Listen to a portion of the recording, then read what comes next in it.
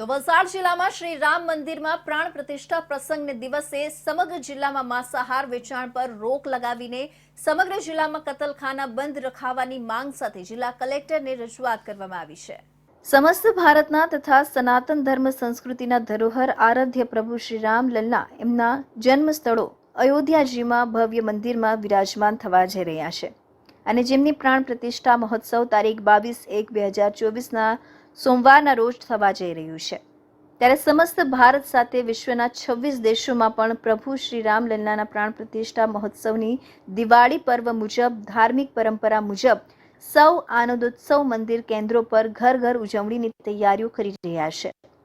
જેથી સમસ્ત હિન્દુ સમાજ દ્વારા વલસાડ જિલ્લાના તમામ તાલુકા નગર ગ્રામ્ય વિસ્તારોમાં ચાલી રહેલા કતલખાના, ચિકન મટન શોપ, ઈંડા શોપ જેવી તમામ પ્રકારની માંસાહારી દુકાનો, લારી, હોટલ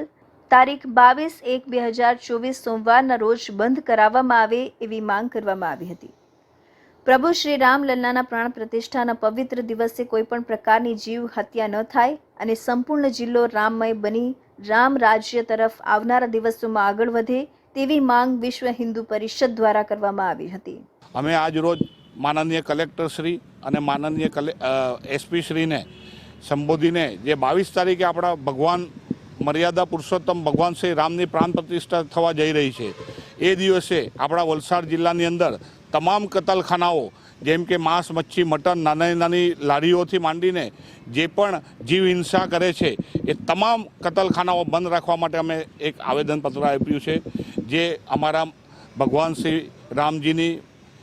ખાસ લાગણીને ધ્યાન આપીને આ તમામ કતલખાનાઓ કલેક્ટરશ્રી અને એસપીશ્રી બંધ કરાવશે એવી અમારી નમ્ર અપીલ અને નમ્ર વિનંતી છે। વિશ્વ હિન્દુ પરિષદ દ્વારા જિલ્લા કલેક્ટર સમક્ષ આવનારી 22મી તારીખે જિલ્લાના તમામ કતલખાના સહિત માંસાહાર વિક્રેતાઓના સ્થાનને બંધ રાખવા માંગ કરાઈ છે। પાર્ષદ દ્વારા કહેવાયું છે કે 500 વર્ષના હિન્દુ સમાજના સંઘર્ષ બાદ જ્યારે રામજી પોતાના નિવાસે સ્થાપિત થઈ રહ્યા છે, ત્યારે સમસ્ત ભારત એક ધાર્મિક ભાવનામાં રંગાયેલું હશે, ત્યારે કોઈ પણ પશુ પક્ષીની હત્યા ન થાય અને ધાર્મિક લાગણી ન દુભાય એ માટે સરકાર દ્વારા આ નિર્ણય લેવામાં આવે એવી માંગ કરવામાં આવી હતી।